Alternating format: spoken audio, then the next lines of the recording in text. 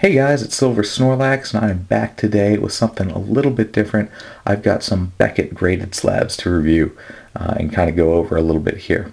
I'll give you a little backstory. About a year and a half, 2 years ago, and it may have been even longer than that, I actually had purchased something like 3 Beckett graded cards and thought to myself, you know what, I want to compare these to how PSA would grade the same card. So I figured I would have them cross-graded, which is something you can do. You can submit to PSA and they review the cards themselves and label them accordingly.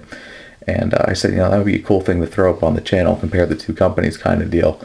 And unfortunately, due to just everyday craziness, my own financial situations, this was prioritized as pretty low because it was expensive to do, and there, you know, isn't a video that might yield a whole lot of results or views. And you know, I tend to try to upload stuff you guys will watch, so that's a big factor in it as well. But finally, what I decided to do is over this past week here is just go out and buy more BGS style cards for relatively cheap.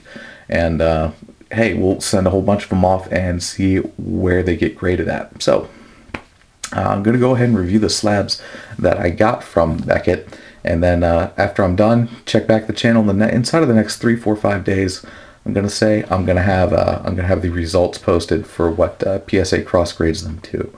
So it should be interesting to compare the two companies, see what they look at. All right, let's go ahead and get started off. One of the first cards I purchased here, I just needed something with a mint 9 label on it. The way Beckett does is they have 8, 8.5, 9, 9.5, 10. So 9 was one of the ones that I wanted to look at, see what PSA would cross grade it to. Something interesting about the Beckett label, in case you guys didn't know already, they have subgrades on each of their labels. You can see there, centering edges, corners, and surfaces. So that's something very unique about a Beckett label versus a PSA label. Obviously, PSA looks at all the same attributes of a card. They just don't have subgrades. So it'll be interesting to see where PSA grades this particular card.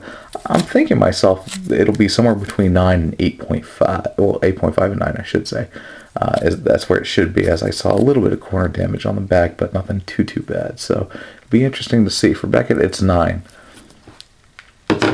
Next up, I've had this one for a while. This is Haunter, graded at a 9.5.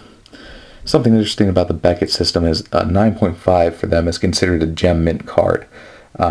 You'll see sellers on eBay generally list Beckett cards that are 9.5 equivalent to PSA 10s. So that's something I'm really interested in to see where this kind of card actually grades. Will it come out as a PSA 9 or will it come out as a PSA 10? So that'll kind of help solve that age-old question that eBay sellers have been posting for forever. You know, is it true? Is it really come up as a 10? So it'll be interesting to see. And I got a couple different examples of cards. I also have a Magneton, which came out as a 9.5, and we'll take a look at that one as well. See what PSA is looking at versus what Beckett is in terms of a grade here.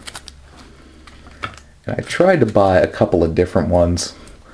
I've got 3 Fossil. I would love for this card to come back as a 10. I don't know if it will or not. But you can see like all their subgrades are 9.5 for this particular card. So that's like as middle of the road as you can get. Will it be a PSA 9 or a PSA 10?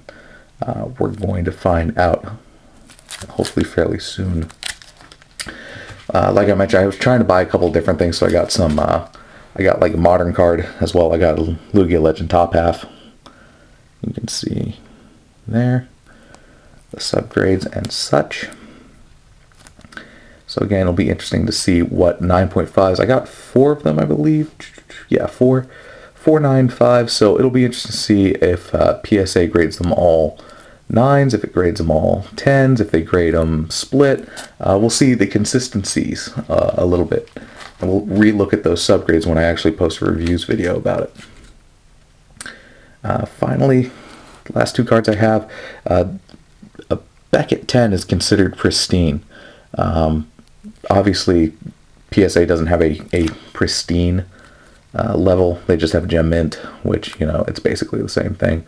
So it'll be interesting to see, will this grade a 9 or a 10? I would imagine it grades 10 because, I mean, I looked these up for myself. I generally do have a pretty good eye for this kind of stuff. I thought I saw some edge wear at the top on the 2 cards I bought that were pristine 10s, but we'll see. I'm very excited to finally be cross-grading these cards. Here's the last one I got. It's Dark Gloom from Rocket.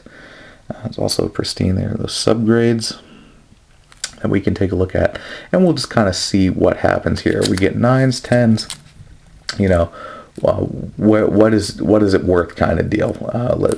We'll find out.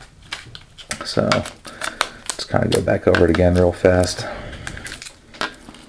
These are the cards I'll be submitting. Check back on the channel inside of the next couple of days, and I should have the results posted. So there we go. And there'll be a nice long discussion about how these cards graded and why I believe they graded the way they did. So, alright guys, thanks a lot for watching. Stick around. Results will be up soon.